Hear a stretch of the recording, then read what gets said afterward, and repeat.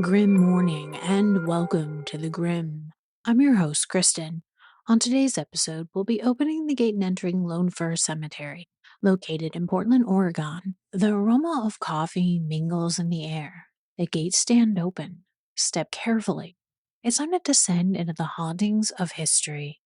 As an avid cemetery tourist, I often find myself wandering through endless lists of burial grounds said to be worth visiting. It feels both natural and inevitable when searching for cemeteries almost anywhere in the world. There are guides for every kind of traveler drawn to places of remembrance, from quiet churchyards hidden in remote villages to sprawling Victorian necropolises that seem to resemble entire cities of the dead. Even National Geographic once published a list of the world's top cemeteries to visit, and among them stood Lone Fir Cemetery. For Oregon, the defining chapter of its early history wasn't gold or industry, but a long human migration westward into uncertainty. After Meriwether Lewis and William Clark explored the region in 1805, settlement remained sparse for decades. But as stories of the western frontier spread through exploration journals and immigrant accounts, the Great Migration began in earnest during the 1840s. Thousands of settlers loaded their lives into wagons and pushed westward to the distant promise of Oregon. The journey was brutal. Disease spread quickly through wagon trains, rivers swallowed travelers whole. Hunger, exhaustion, accidents, and unforgiving weather claimed countless lives before many pioneers ever reached their destination. Yet those who survived arrived in Oregon determined to build something lasting at the far edge of the American frontier. They raised homes, cut roads through dense forests, opened businesses, and slowly shaped small communities from the wilderness around them. But every frontier, no matter how hopeful its beginnings, eventually confronts the same inevitability: death. Long before it became known as Lone Fir, the land was simply part of a farm owned by pioneer settler James B. Stevens. His land claims stretched from the eastern bank of the Wilmette River to what is now Southeast 23rd Avenue, and from Stark Street to Division Street. Shortly after the Stevens family arrived in Oregon in 1846, James's father, Eminor Stevens, died and was buried on the property. When Stevens later sold the land in 1854, one condition accompanied the transaction: Emmer's grave was never to be disturbed. The buyer was local businessman Colburn Barrel, a man whose own life would soon become permanently tied to tragedy. The same year, Barrel's business partner and close friend, Crawford Dobbins, was killed in the catastrophic explosion of the Steamboat Gazelle near Oregon City. The disaster killed numerous passengers and sent shockwaves through the young Oregon settlements. In response, Barrel set aside 10 acres surrounding the Stevens gravesite to create a cemetery where the victims of the explosion could be buried. He named it Mount Crawford Cemetery in honor of his fallen friend. Almost immediately, the cemetery became essential to Portland. Much of the young city's earlier burial grounds had been established on marshy or unstable land, and many were already deteriorating beyond use. Bodies from abandoned cemeteries were gradually reinterred at Mount Crawford, consolidating Portland's dead into a single growing necropolis on the east side of the river. By the 1860s, plots were being sold for $10 each, and the cemetery expanded with an additional 20 acres to meet the demands of the rapidly growing city. In 1866, Barrel offered to sell the cemetery to Portland for $4,000. The city refused. Instead, the property was purchased by a group of local families and plot holders who renamed it to Lone Fir Cemetery. The name reportedly came from Barrel's wife, Aurelia, inspired by a single Douglas fir standing alone on the grounds. The solitary tree became the cemetery's symbol, a lone sentinel watching over the dead of a frontier city still struggling to define itself. Remarkably, that Douglas fir still stands today, a plaque now marking its historical significance. Over time, Lone Fir evolved into something far larger than a simple burial ground. Families were encouraged to plant memorial trees beside graves, and across generations the cemetery transformed into a living arboretum. Today, more than 700 trees representing dozens of species canopy the grounds, making it Portland's second largest arboretum, a place where nature and death have grown together in quiet companionship. For more than 40 years, nearly all of Portland's burials took place at Lone Fir. More than 25,000 people now rest within its grounds, making it the oldest active cemetery in the Pacific Northwest. The cemetery became a reflection of the city itself, containing pioneers from every layer of society: politicians, prostitutes, merchants, soldiers, asylum patients, immigrants, laborers, and children whose names vanished from history almost as quickly as they appeared. Entire sections became devoted to Portland's Chinese community, though many of those graves would later suffer devastating neglect and removal during the 21st century. In 1903, a monument honoring veterans of the Indian Wars, the Mexican American War, the American Civil War, and the Spanish American War was erected at the cemetery through donations from more than 500 citizens. The towering soldiers' monument still rises above the graves today, weathered by rain and shadowed beneath the trees. For a time, it seemed that might be enough, that the weight of so much history would protect this place. But it didn't. Like many historic cemeteries, Lone Fir eventually fell into decline. By the early 20th century, portions of the grounds had become neglected. In 1928, Multnomah County assumed control of the cemetery, though later developments brought further damage. In 1947, sections of the cemetery were paved over, and construction projects disturbed areas that once held Chinese burials. Many of the graves were removed the following year. It remains one of the darker chapters in the cemetery's history, a reminder of how easily memory can be erased when the dead belong to communities pushed to society's margins. And yet Lone Fir endured. Today, the cemetery stands not only as a burial ground, but as one of Portland's most beloved green spaces. Memorial trees sway above winding paths, while a pioneer rose garden blooms from descendants of roses once carried westward along the Oregon Trail by immigrants searching for new lives. The cemetery has become both sanctuary and art guide, preserving stories that might have otherwise disappeared beneath the relentless growth of a modern city. Although all plots have long since been sold, a small number of burials still occur at Lone Fir today, linking the present to the earliest origins of Oregon's frontier history. In 2011, after decades of preservation work by the Friends of Lone Fir Cemetery, the cemetery received national recognition when National Geographic named it one of the top cemeteries in the world to visit. And perhaps that recognition feels fitting, because Lone Fir is more than a cemetery. It's the story of Portland itself, born from migration, shaped by tragedy, shadowed by loss, and rooted deeply in memory because of the branches of a single enduring tree. Standing near the center of the cemetery is a mausoleum no visitor can miss among the graves. The McClay Mausoleum rises above its neighboring graves in a late Gothic Revival style in red sandstone within Lone Fir, setting it apart. Commissioned in 1877 by Donald McClay, McClay was a Scottish immigrant who had arrived in Oregon in 1866 and built a considerable fortune in wholesale trade, shipping, railroads, and banking.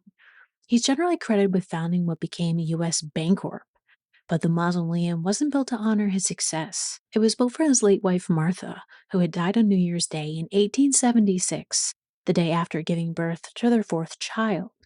The design is said to be a tribute to McLean's ancestral home in Rossshire, Scotland. It cost $13,500 and houses 9 members of his family. The chapel on the second floor was open to the public for over a century, until vandals forced it closed in the early 1980s, sadly destroying all but one of the original stained glass windows in the process. What remains still rises above the surrounding graves, though, worn by weather and attended by shadow. The mausoleum is now one of the most photographed areas of the grounds. But the true weight of Lone Fir doesn't rest in its tallest monuments. It rests beneath the trees, scattered across weathered stones, bearing the names of the people who built Portland, shaped it, argued over it, immortalized it, and finally disappeared into it. Some were founders, men like Asa Lovejoy, who helped establish Portland after arriving during the earliest years of American settlement. In 1845, Lovejoy famously lost a coin toss against Francis Pettygrove over what the new city would be named. Lovejoy wanted Boston, Pettygrove chose Portland. The penny that decided the city's future still survives today. Lovejoy obviously doesn't, except here, beneath the soil of Lone Fir. Other names scattered through the cemetery belong to the men who governed Oregon during its fragile beginnings. Early mayors like John A. Chapman, powerful landowners like Daniel H. Lonsdale, Territorial politicians like George Locke Curry and restless frontier figures like William Williams Chapman, whose lives seemed to move more westward alongside the country itself. Their graves belong to a generation that transformed Oregon from distant wilderness into settlement, often before roads, laws, or stability had fully arrived. But Lone Fir is not only filled with politicians and founders. Some of the people buried here gave Oregon something less tangible: identity. Samuel L. Simpson, Oregon's first poet laureate, captured the Pacific Northwest in a language that still lingers more than a century later. His poem Beautiful Willamette transformed the river into something almost mythic. He tragically died after a drunken fall, his life ending suddenly and inelegantly. But the landscapes he wrote about outlived him. In many ways, Lone Fir feels like a natural resting place for a poet obsessed with memory, distance, and the haunting beauty of Oregon itself. Nearby rests Eliza Barkus, whose paintings help romanticize the wilderness of the American West. Waterfalls swallowed by mist, forests darkened beneath storm clouds, and mountains rising like apparitions from the horizon. At a time when few women found recognition in the art world, Barkus became one of Oregon's most celebrated painters, preserving the Pacific Northwest in brushstrokes long before photography became commonplace. And then there's Julius Caesar. Not the emperor, but a formerly enslaved man who became one of Portland's most recognizable local figures in the late 19th century. He worked odd jobs, haunted baseball games and firehouses, wore a battered plug hat and a bright red vest, and delivered theatrical speeches to anyone willing to listen. Local folklore claims Julius Caesar may have helped popularize baseball's most enduring phrase, play ball. Whether true or not, the words survived him. They remain carved into his headstone at Lone Fir, two simple words echoing long after the man himself disappeared into history. Beneath the same trees that shelter pioneers and politicians rests a different kind of figure entirely. Someone who spent her life fighting for a future most of her era could barely imagine. Esher Poe Lovejoy spent her life defying the limitations imposed upon women in her era. She was a physician, suffragist, reformer, and a humanitarian. She became one of Oregon's first female doctors, and later gained international recognition for relief work during World War I. Attempting to drag her era into forward thinking, she did the impossible as a woman in her time. But perhaps no figure at Lone Fir embodies the uneasy boundary between compassion and darkness more than James C. Hawthorne. Hawthorne founded the Oregon Hospital for the Insane during an era when mental illness remained deeply feared and poorly understood. Yet he made a promise that every patient who died under his care would receive a proper burial, even when abandoned by family or society. He kept that promise. More than 100 former patients were eventually interred at Lone Fir, many in the cemetery's southwest corner. Their graves remain one of the cemetery's quietest and most unsettling chapters. Before we reach the hauntings, there's one final piece of Lone Fir that this episode can't walk past quietly. From the 1860s through the 1920s, more than 3,000 Chinese immigrants were buried in the southwest corner of the cemetery, in a section that became known as Block 14. These were men, and some women and children, who had come to Oregon and built much of what Portland still stands on. They constructed the seawall along the Willamette. They laid railroad lines through country that had no roads. They dug the original sewer system beneath the city's streets. They did the work that the frontier Portland needed done and couldn't or wouldn't do itself. And they did it during a period of open, legal, codified racism. Laws that barred further Chinese immigration, denied Chinese Americans the right to citizenship, and made ownership of land and property nearly impossible. Block 14, though, is never meant to be a permanent resting place. In traditional Chinese practice, the dead were buried for a time and then later exhumed, their bodies carefully cleaned by specialists, placed in small metal boxes inscribed with the person's name, home, village, and family, then sent back to China to be buried with their ancestors. To rest in foreign soil indefinitely wasn't the plan. For many of those buried in Block 14, arrangements had already been made. Around 700 of them did make it home. Their bones repatriated across the Pacific in the years after burial. The rest didn't. In 1947, Multnomah County decided it needed the land. 265 graves were exhumed and the remains removed. And then in the early 1950s, the rest of Block 14 was bulldozed and paved over to build a county office building and parking lot. The headstones that had once stood there, bearing Chinese names and names of home provenances, of families waiting on the other side of the world were gone. For decades, people drove past the corner of Lone Fir without knowing what was underneath. It wasn't until 2004, when the county building was being demolished, that ground penetrating radar found human remains beneath the parking lot. The building came down in 2007.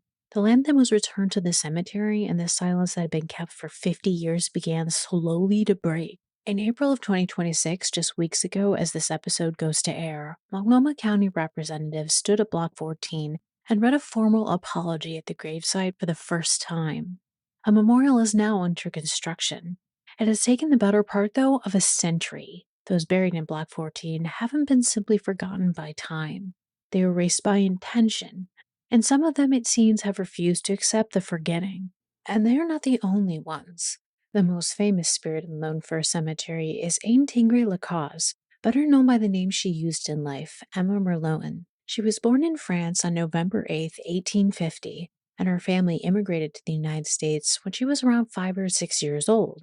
In adulthood, she lived in a prosperous neighborhood with her husband for many years, before he abandoned her for another woman in New York. Rather than waiting around for a life that had already moved on without her, she built one of her own, establishing herself as a high-class courtesan in Portland's Tenderloin district. Just before Christmas on December 22nd in 1885, Malone was brutally murdered in her cottage home at 3rd and Yamhill Streets. A nearby police officer heard screams and found her partially beneath her bed, hacked to death with a hatchet. Blood covered the walls, the floor, everything. The cottage had become a slaughterhouse. Her murder remains unsolved to this day. In a last effort to identify her killer, investigators removed one of her eyes to be examined by a photographer. It wasn't merely desperation, but science of a kind. In the late 19th century, a number of researchers genuinely believed that the human eye functioned like a camera, capable of preserving the final image seen before death. The technique was known as optography. Whatever was found or not found on Emma Merlowen's retina, it brought no one to justice. In life, she had been known for more than her profession. Neighbors recalled her charity, particularly around Christmas, when she fed those who had nothing. She was, as old accounts have it, a woman with a heart that her circumstances didn't diminish. Whatever happened to Emma Merlowen that night, some believe never truly ended. Many visitors report seeing a shadowy figure of a woman dressed in French fashion moving between the trees. When approached, she throws up her hands, screams, and vanishes. Those who have seen her believe she's caught in a loop she can't escape. Condemned her to live the last moments of that night that should have never come for her. Merlot, though, doesn't haunt Lone Fir alone. The cemetery, dense with old growth and shadow even in daylight, seems to hold other presence that can't easily be explained. One night, two friends were waiting near Lone Fir for a third companion who was running late. It was nearly 11:30, and the cemetery beyond the fence had begun to feel like a company of its own. Restless and bored, they climbed over and wandered among the graves. After a time, they noticed a figure standing at a distance, motionless in a way that felt wrong. Not the stillness of someone pausing, but the stillness of something waiting. They called out. No response, so they moved closer. The figure was an old man with a long white beard, standing with his back to nothing, and his face turned slightly toward the ground. Then, as though snapped from a trance by their approach, he reached his neck upward and stared directly at the sky. The two friends stopped walking. Then the man turned and fixed his gaze upon them. What came out of him wasn't a shout or a threat. It was a sound that the two friends couldn't easily describe afterward, something between a roar and a wail, loud enough to shake birds from branches above. Both ran. When they returned to the spot long after, the man was gone with no trace of him, no footsteps, just the dark between the trees, the graves, and the silence that had been there all along. Among all the memorials at Lone Fir, a favorite for many belongs to James and Elizabeth Stevens, descendants of the very family whose land became the cemetery. Their headstone is carved with a relief portrait of the couple, and the epitaph they chose is unlike anything else on the grounds. Here we lie by consent, after 57 years, 2 months, and 2 days, sojourning through life awaiting nature's immutable laws to return us back to the elements of the universe, of which we were first composed. 57 years together, accounted for to the day. There's no sorrow in it, no appeal to heaven, no plea for remembrance. Just two people at rest by consent, returning to what they always were. Maybe that's why the first family's memorial remains so beloved. Their story became the beginning of countless others that eventually found their way into these grounds. For all its name suggests, Lone Fir was never meant for one soul. It became the resting place for an entire city. For now, the stories of Lone Fir slip back into stone, and the dead return into their uneasy rest. Thank you for walking with us through the veil into Lone Fir Cemetery, descending once more into the hauntings of history. The gate is sealed, the veil drawn, yet death keeps no calendar, and so we shall return, as we always do, on the grim.